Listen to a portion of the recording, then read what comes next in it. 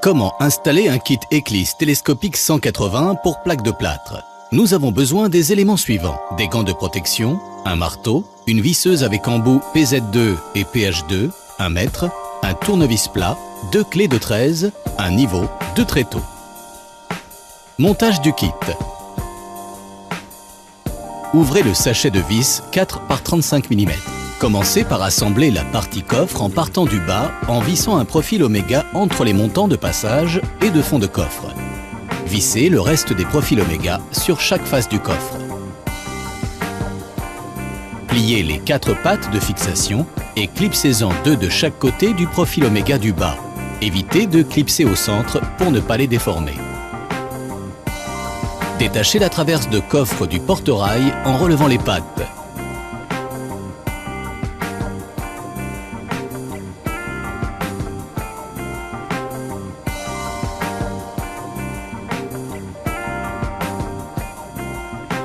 Fixez cette traverse avec 4 vis. Insérez le rail dans la traverse. Poussez à fond jusqu'au déclic d'accrochage. Fixez l'ensemble avec 4 vis.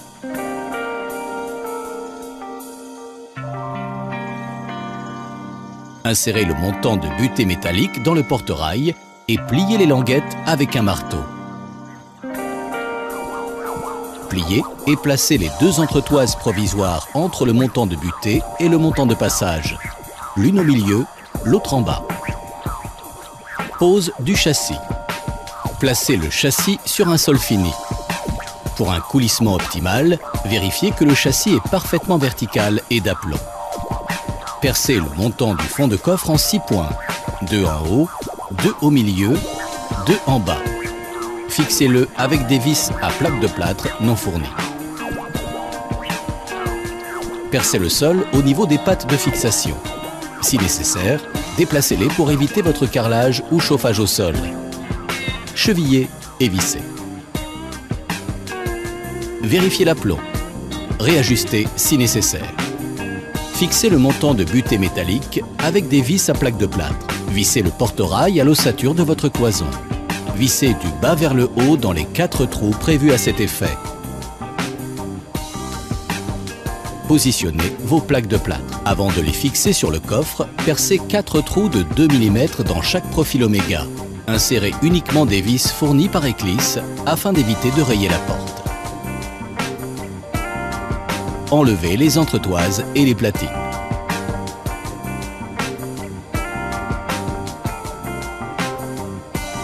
Installation de la porte. Installons maintenant la porte. Ouvrez la boîte d'accessoires.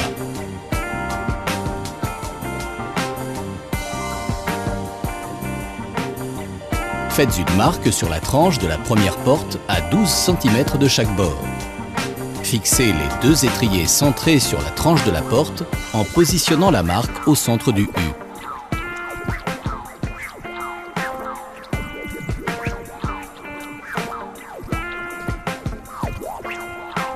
Faites une marque à 1 cm du bord. Fixez une équerre d'entraînement vers le bas.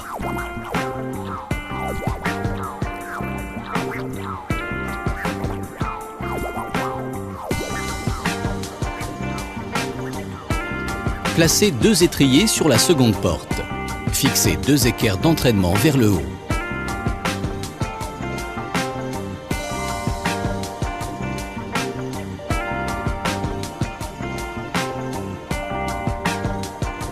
En bas du panneau, vissez le guide sous porte à 1 cm du bord. Il doit ressortir du même côté que les équerres. Vissez le guide au sol.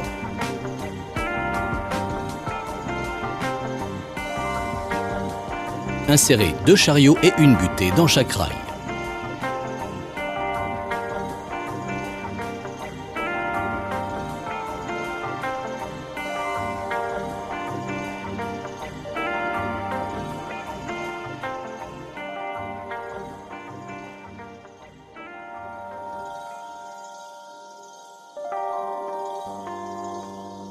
Installation de l'habillage.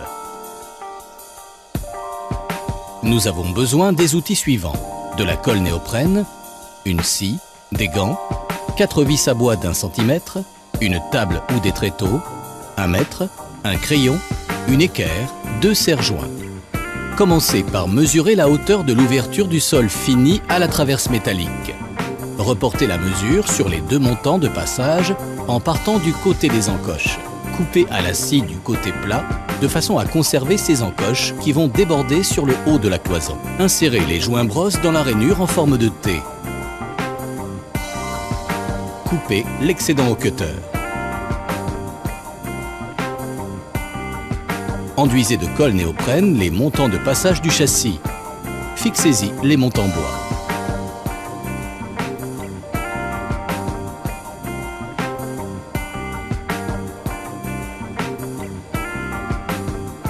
Assemblez les 2 parties du montant de butée avec la languette en bois.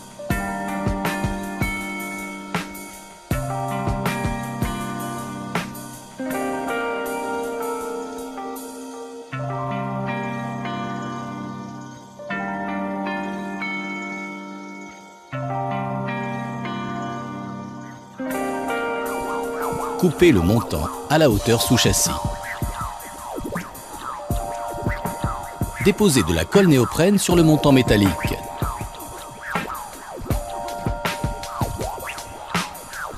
Fixez-y le montant de butée.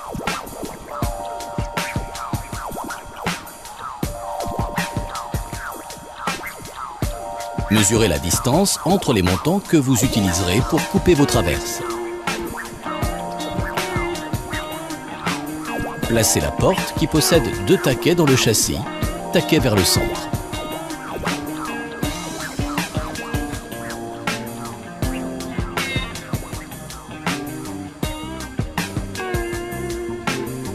Placez l'autre porte en face.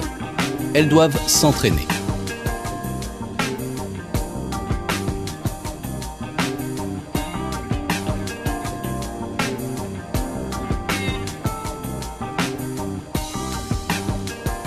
Ajustez le serrage des suspentes pour que les portes soient d'aplomb.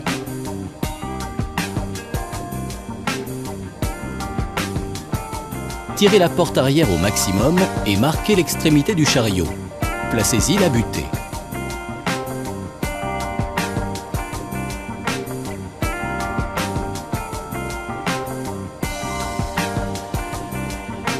Vérifiez que le chariot s'y enclenche.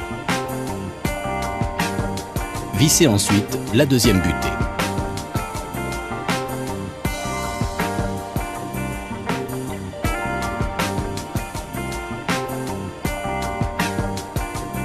Placez la traverse bois et marquez l'intersection des portes.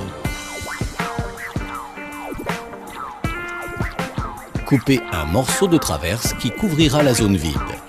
Fixez-le avec des vis à bois et des équerres non fournies. Placez les joints brosses.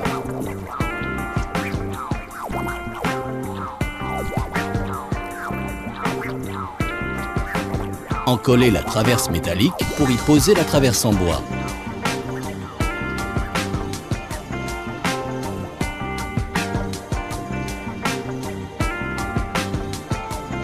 Maintenez l'ensemble le temps que la colle prenne. Bon travail! Il ne vous reste plus qu'à poser les couvre-joints.